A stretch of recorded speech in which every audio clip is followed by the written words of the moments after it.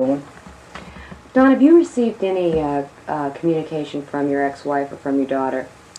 No, I've only received about 2 letters from my daughter, and this has been a long time ago now. What do they say? Well, they're just standard, just about like everything else. They don't really say a lot of anything. The latest communication I've got, my mother received 2 letters from Donna. I think probably about 3 months ago was the last one she's gotten. And what did she say? What did they say? Did they give you any description of what's going on there, what life is like? No, it just says everything is, everything that you hear is not true, and there's really not too much of anything in it. You know, it's just kind of a form letter. You don't really know anything that's going on or whatever it might be. But they must. What is the content? Just if you can just kind of describe to me what was said. Everything's well, happy. Well, yeah, they try to give you the impression that you know, that everything you hear is not the truth, and that everything is beautiful down there, and people are trying to harass them from the States here and things like that, and that's about all they tell you. Have you questioned them, re-questioned them about any of the things that you've heard, the violence? You don't, you won't get an answer about it. I mean, all you get from them is just practically what they want you to hear. You know, I haven't. The last I heard from Donna is when I started to go to the meetings with Ross here. That was the last communication I've gotten from her, and she's written to her grand.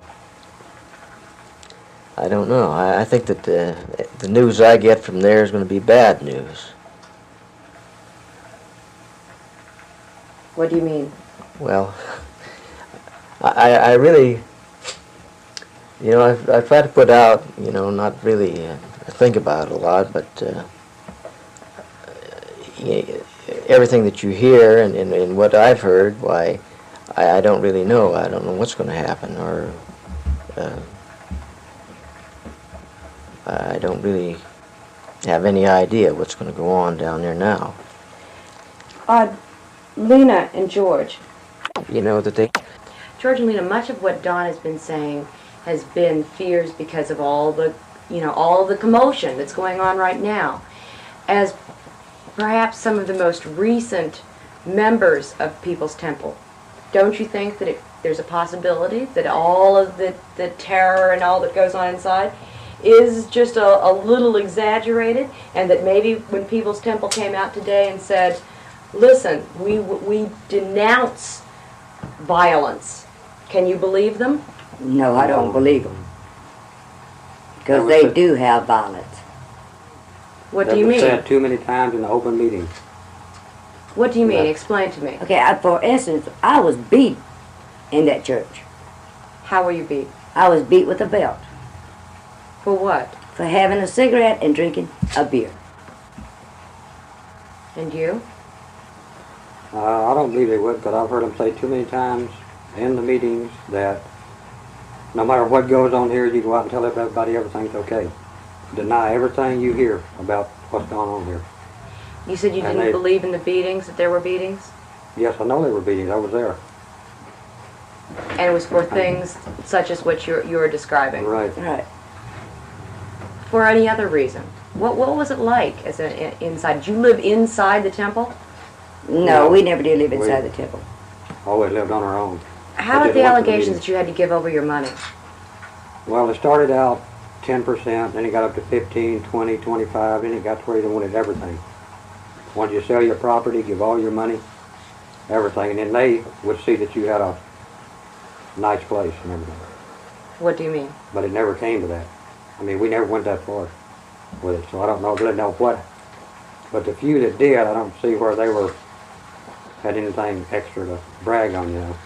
What did they describe to you? What did they say that your behavior should be? Did they require anything of you?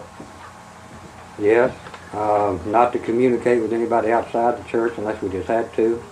On your job, you could communicate with maybe your foreman and the immediate people you worked with. If any more temple members worked where you worked, you took a break.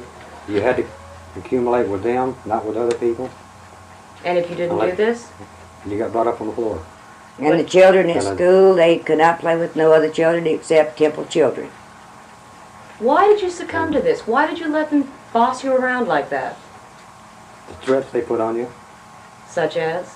they would have pieces of paper and make you write statements on them and sign them. George, are Like you that. sure that you're not just describing something that you've read about in the newspaper? No, I did it. So how They about? make you sign blank sheets of paper. Oh, They type we it were up there, on we it. know.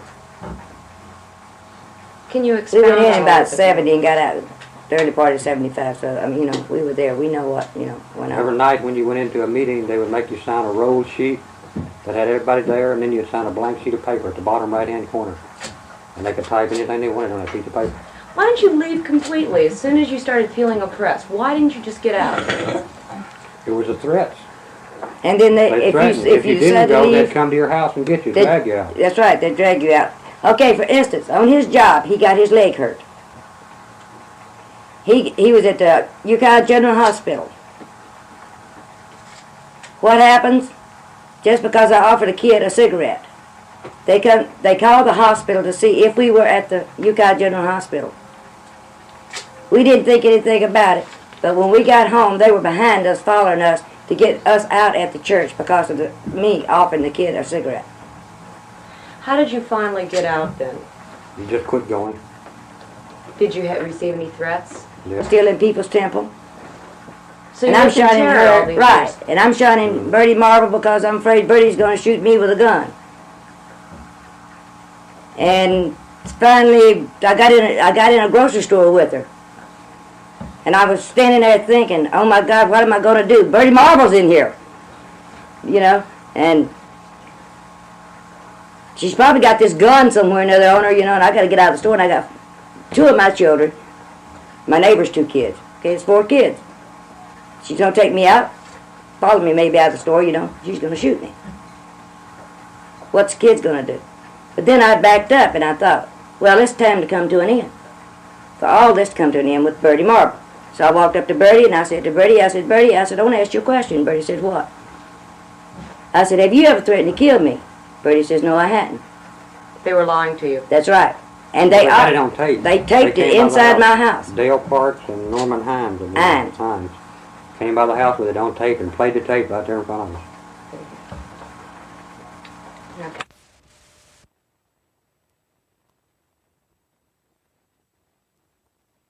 While the people inside this Ukiah home say they fear for the lives of their friends and family far away in that People's Temple in Guyana, they say they fear for their own lives as well.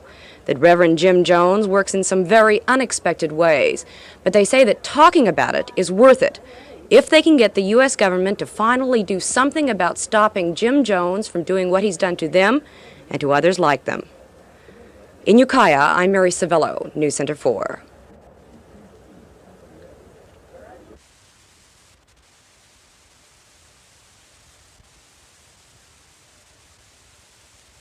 I couldn't stand it no more. All the way they was treating the old peoples. Jim, a lot of things went on. He didn't even know.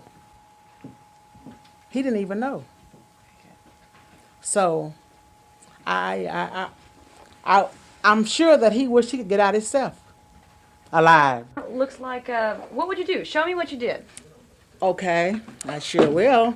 I'd be too glad. I've been wanting to do it for a long time. This is what I would do. I would go around and would have these people coming from Los Angeles and Philadelphia and Oregon and all different places. This is what he said. Because he's on a road? Yeah, he said, that's the way he have his hand fixed. And this picture, oh yeah, this picture here is another picture that he had for protection, He was a pretty charismatic guy. Yes, he was. Too much. It's his love for children. Meaning that everybody else should Love. emulate this. Yeah. How much would you sell these for? This picture here would sell for $5. And you would walk around the temple and sell these to people? Yes. And this picture here is the picture for socialism. What do you mean? Well, everybody's supposed to be in as one. And this is what he would preach. When he put on that robe, this is what he would say. When he have his hand up like that, socialism, socialism, socialism. But nothing but a lie. And this, God, you're going to see. Turn it back the other way. Yeah, okay, that's fine. Okay. That is interesting. But do you think that their words to people, their threats were... His healing. My husband was very sick. And as a lady told me in Redwood, that it was a guy up in Redwood Valley that did healing. And my husband had a liver ailment, and he's very sick, and doctors seem to not be doing anything. So I wanted to try to do everything to try to help him. So I came up here. So I got involved. And by me being a good talker, and by me being, worker, and I just kind of got involved a little deeper and a little deeper. Did he ever threaten you? Who, Jim? No, Jim never threatened me. He was good to you. Yeah, he was good to me because he knowed who to be good to and who not to be good to. And but just the counselors, just his counselors, that's the one. Okay, Bertie, today the People's Temple said that they had nothing to do, that the People's Temple would never have anything to do with violence. Do you believe them? Oh, no, that's the biggest lie ever was told. There's nothing but violence. They even one night I went out there myself. I had some of my ladies in the car, and they even come up to my car with a shotgun. That's before. What for? Well, that's when they first started. I don't know what was happening, but that's what they was doing when they first started guarding the church out there. They putting the fences up and everything. And they had this gun, and I went in there, and I raised so much sand that Jim pulled them down. I went in there, and I said, let me see Jim. I said, I want to see Jim right now. I don't want to see nobody but Jim. It's just his counselors. They the one, They made you leave. The counselor? Yeah. But they'll kill him before they let him get away. Because he's gone too far. They're not going to let him get away alive. Let's see. After when you quit, when you just told him you couldn't stand it anymore? Oh, yeah, I had a lot of threats, They came to my house, about 8 people. They came over there. They had this Jim McIlvain and Don Beck, and all of them came in. They was going to... Do what? Put him up in your house or do what? Yeah, in your house. Take all Jesus Christ pictures down and put him up, because he's the only... This is the picture you're supposed to get that's going to heal you, You have to have this with the red shirt, the healing picture. Why is it a healing picture? Well, that's what he said. He always told him. Healing. You put it, you wear it, and put it on. And then he also had the healing cloths, but I don't have any of them now. Healing what? Cloths. They're little red healing cloths that you wore. Prayer cloths. Prayer cloths, they put on you, you wear on you, Then they had an oil. I had an oil. I forgot about that. The oil is $5 a little. We don't have one of those. Where did all that money go? Huh? Where did all the money go? Eva Pugh. She was the secretary. Yeah. And where did it go from there? To the bank. She went to the bank every Monday. She went to the bank.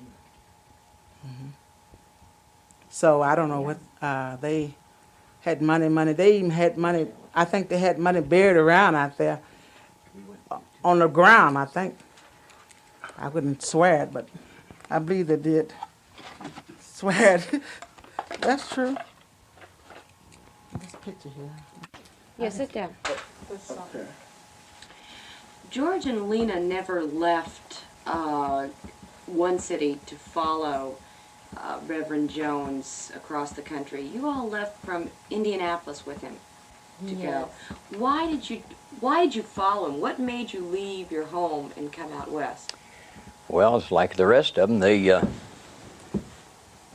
thought a lot of Jim. They believed in him, and they sold their properties and everything they had. Came out with him. So Opal, her, and our 4 daughters, they took off and came out. And I stayed with my job for 2 or 3 months in Indianapolis till I got things taken care of, and then I came out. And Jim told us all that there's going to be a Holocaust within the next 2 years, and that's why everybody got scared and came out, see. But I really couldn't see it myself. I really didn't believe it, But I had to come with her because she she thought the sun just rose in him. Opal, why did you put so much faith in him? I don't know. I had been going with him, about 7 or 8 years before I met my husband. And I don't know, I just had faith in him.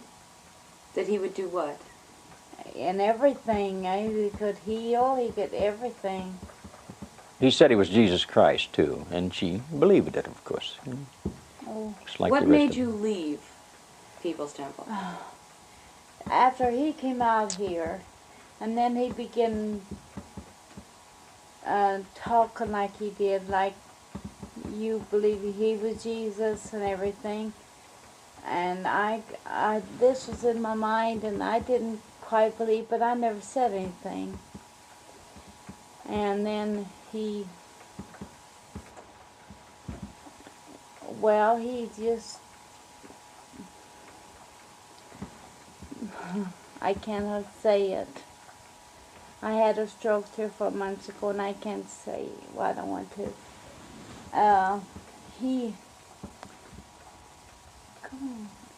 Well, I don't know what you're trying to say, babe. Bible open? Huh? The Bible?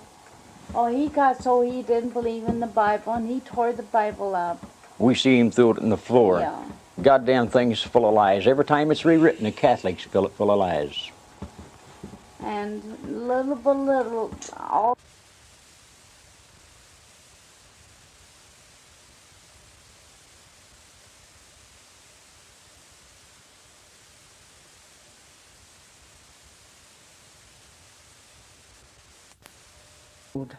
Why? How can you tell? Well, this the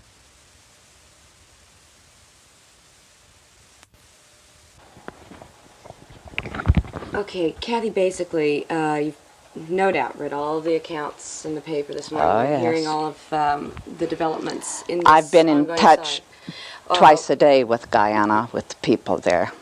Okay, just give me your overall feeling of the reports that have been made thus far, the validity of them, any other light that you could cast on this ongoing story. I think that the story is just what it appears to be. After all, I have talked with the people in Guyana. They have told me this is what has happened. I've talked with a member of Parliament, of the Guyanese Parliament, who was a friend of mine when I was down there in May. And I have talked with the young woman who lived with the Jones as she was accepted as their adopted daughter and lived with them in Brazil.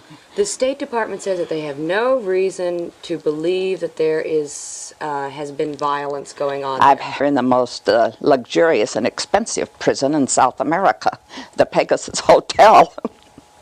$42.50 a day. Wasn't that your intent to go to the mission? It certainly was. But when I told the representatives of the People's Temple that I wanted to talk with Jim Jones personally, away from anyone else, and that I wanted to talk with the relatives, not in a room, but one by one, out in the open, so that no one back here could say that they were afraid to speak up. I said, it's time we got this thing settled. And that is when the honeymoon was over. The State Department claims that its people have gone in and talked to individuals at that mission, and that none have indicated that they wanted to leave. They have seen no evidence of violence. I have a feeling that perhaps he sets a stage. Their main concern about my being down there was that I didn't let them know. They said, Kathy, we didn't know you were coming. We weren't prepared. So I asked them, well, what did you have to prepare?